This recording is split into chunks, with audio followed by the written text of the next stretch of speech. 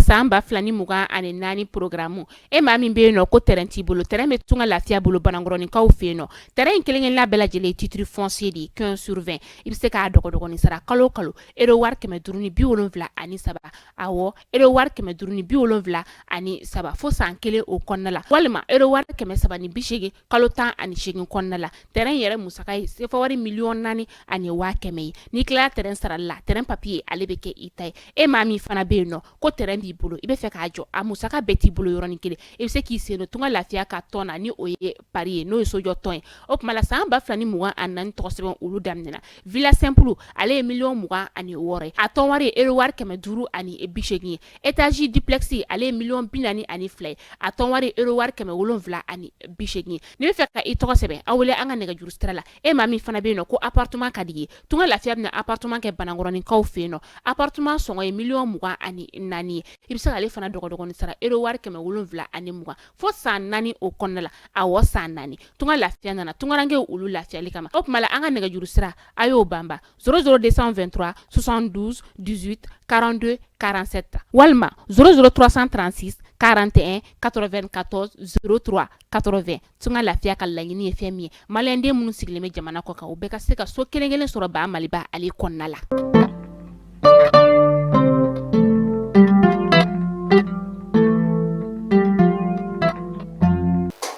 kunungo tene février kalo kile mugan horo anga jamana ministri nyema ale koni kumbe se sebela kula da yafon koni fe wala saka nya foli ke fasude kile la bela jirali nyena jamana koni mboli ko fe sidi awla ani alliance des états du Sahel sigli fo khatarasi femi karo ka fo accord d'Alger o kodi bani koma kuna fonya we ayira ka fo ben servo ale koni ka kaso to ko de tena teme do ko kun fla kan tuni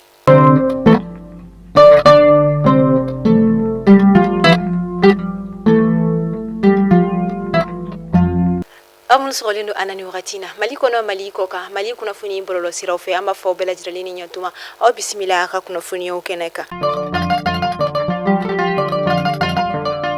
inafanya fo bakuruba kuna funi natukamina anga jamana ministri nyema Dr Shugel Kokala maiga kasanga ni kunu wulada fela wakati uye ale ko ni ko BCCB ko nalani au centre international de conférence de Bamako wala saka sika nyefoli ke faso dinkele na bela jiralini na munu ko ni metalike accord d'Alger ko ni bani ko la fogata si femi karo ka alliance des états du Sahel sigili koma ani dialogue intermalien o konyo ko ni makanya foli ani wala like faso dinkele na bela jiralini o ye chugo ya amina. Première édition du Grand Prix de l'Alliance des États du Sahel ni o koni sobolido o kera karidon temene février kalo kle muga ani duru tebele mi kera Bamako faba konnala mi koni okumu konnala awi esi jamana kiregla brajale kume akeneka o ko fefe mi karo ka fo Nigeria jamana ani Senegal jamana fena koni kume akeneka ni kene koni kan so bisaba ani kelene koni bolila mami koni kera joro foloye ore koni toye ko fani ale joro folo soro mi kera sababu ale koni sefa wari million tan bonyango soro Colonel Alpha Yaya Sangari ale koni gafe do koni bo gafe mini au Mali le défi du terrorisme en Afrique gafe koni metali ke fo paji kemenani de boyanko akoni me kuma de kumi koni me farafin jamana koni ka ani Mali jamana kerenkrene yala bamaga chitigila ma ka sira fa fuko ta se nyeta ka sira ani anyogoda chama ayulu koni wala kosobe ni gafe ku folen koni konnala bitrata février kalo kile muga ani wolonvla kuluguru ka olu feino femi karo ka fo festival anya otako duruna baro bina damne kasangani bidonyi o okumukele kon la février kalo kile muga ani konoto nato o fene bena ke festival international du wasulu yemi koni mena ke wasulu ka olu feino ni kalo kile muga ani konoto kasanga ni sire o mogo koni ka sume extraordinaire mi koni kera o koni ye ayira kafo o koni ke koni laban konnala ayira kafo we ayira ko feme karo kafo kasanga ni AES we Mali Burkina Faso Niger o luka boli sire o konnala ko kololo ba ko limina sika ye o kola kuna fonio ya ayira kafo ko sibiri don temeni février kalo kile muga ani nani samba fla ani muga ani nani feme kalo kafo anga jimana fintikila ko koni tara bobul ma feno koni noka mi kera nyono dugu konnala kere nela jema ka olu feno mobile yere koni marque Ulixidi ni a matricule koni BI 3390 MD o koni ayira kafo ko mobile konnala sakido koni yera o kofe ani ordinateur do anga jimana fintikila ko koni kubi faso den kere na bela jara len koni akilisigi wa kube ko suku bela jara kɛ ka se ka jamanaden kelen-kelenna bɛɛ lajɛlen lakana ani u bolofɛnw. min n'ale tɔgɔ bɛ maliyɛnden bɛɛ da an bɛ don min na i n'a fɔ bi o de ye Tezuleka ye. Tezuleka a nanen don maliyɛndenw ka te nimisi wasa ale kama koyi. O kuma la kunkolodimi banbali bɛ e mɔgɔ min na, farikolo bɛɛ dimi bɛ e mɔgɔ min na, farikolo kɔni ale mɔgɔ bɛ ni na lafiya ani ni la wasa de la. Tezuleka de bɛ se ka o k'i ye. Tezuleka maliyɛndenw ni lafiya yɔrɔ de don koyi. Tezuleka a san i ka galon bɔnda i ka se k'a dɔn ka fɔ ko Tezuleka ale kɔni te tɔw olu ti kelen. K'a fɔ ko n ye n ka te san, n ye premier wuli ka deuxième wuli ko n ka deuxième k'ale ɲɛ jɛra, o tɛ Tezuleka ye dɛ. Tezuleka premier n'a deuxième bɛɛ lajɛlen ɲɛ de ye kelen. F'i bɛ tila ka i yɛrɛ sɔsɔ a la tuguni n'o y'a sɔrɔ ko premier de tɛ deuxième ye. E mɔgɔ bɛ a camion fa santa la sa Ibrahim Ɲagadu ale ka nɛgɛjuru sira Kongo a taara i kɔngɔn fa la ni ka n'a ton suguba o kɔnɔna la. Nɛgɛjuru sira 70 06 06 61 walima 65 65 65 97 walima tuguni 72 08 19 91. Tezuleka tew ka lagari, Tezuleka tew ka mandi. O kuma sansa i ka galonbɔne da. Association des élèves étudiants du Mali AEM kasangani olu kɔni ka dɛmɛ tali ka ɲɛsin an ka jamana fintigilakaw kelen-kelenna bɛɛ lajɛlen ma juma dɔ février kalo tile 23 min kɔni kɛra lycée Bilali Sisoko kɔnɔna la hippodrome ka olu fɛ yen nɔ. Association des élèves étudiants du Mali ni o ye AEM ye o cɛdenw kɔni ye joli di dɔ kɔni kɛ u ye a yira k'a fɔ ko nin kɔni ye olu ka dɛmɛ ka ɲɛsin an ka jamana fintigilakaw ma.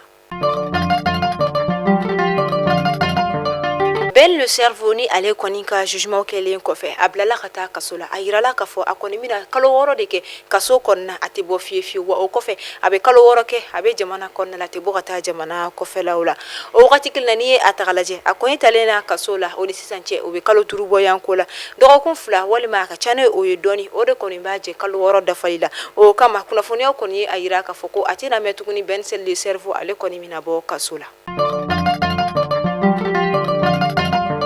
Kasangani Coupe du Mali 16e de finale baraw kɔni labɛnni okumu kɔnɔna ye o de kama Fédération malienne de football kɔni ye a yira k'a fɔ fɛn min ka dɔn k'a fɔ club minnu kɔni qualifié la ka taa 19e journée du championnat national Ligue 1 Orange 2023-2024 olu kɔni matchiw bɔra a dɔgɔkɔrɔ ka bila wagati wɛrɛ la min kɔni mana se o kunnafoniyaw fana na di.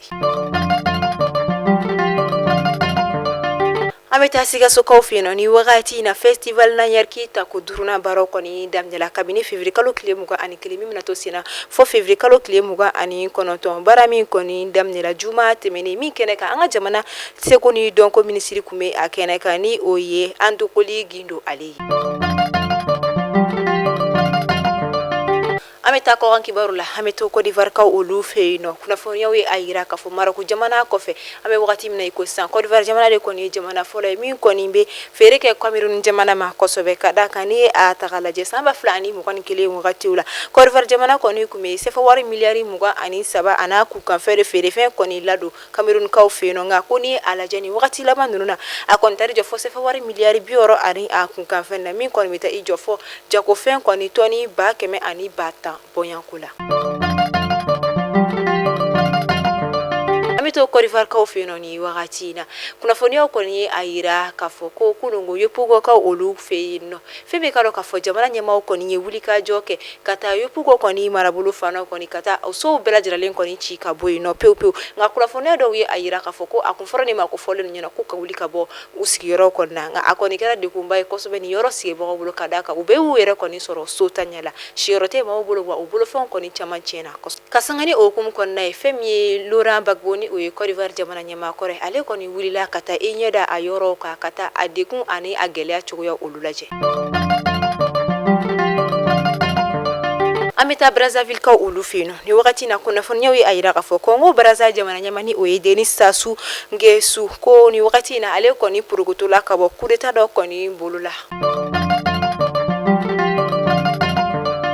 Karido février kalo tile 25 san 2024 Nigeria kaw fɛ yen nɔ kunnafoniyaw ye a yira k'a fɔ ko sɔmiya kɔni kɛra fɛn min ka dɔn k'a fɔ ko coup d'état kɔni kun bɛ na kɛ Nigeria jamana ɲɛmaa ni ale kɔni ye Bola Tinubu ye ka sanga ni o de u kɔni wulikajɔ sugu bɛɛ lajɛlen kɛ ka se ka lakana kɔni sinsin kosɛbɛ walasa ka se ka jamana ɲɛmaa kɔni ani jamana kɔni lakana ka bɔ coup d'état kɔni kɛli ma. Ayiwa ni ne bɛ dan sigi aw ka bi kunnafoniyaw la an b'a fɔ aw ni ce a ka lamɛnni ko ɲuman na a y'aw sɔgɔlen to Mali kunnafoni na aw k'an bɛ sini ni Ala ma basi kɛ ne ni aw la.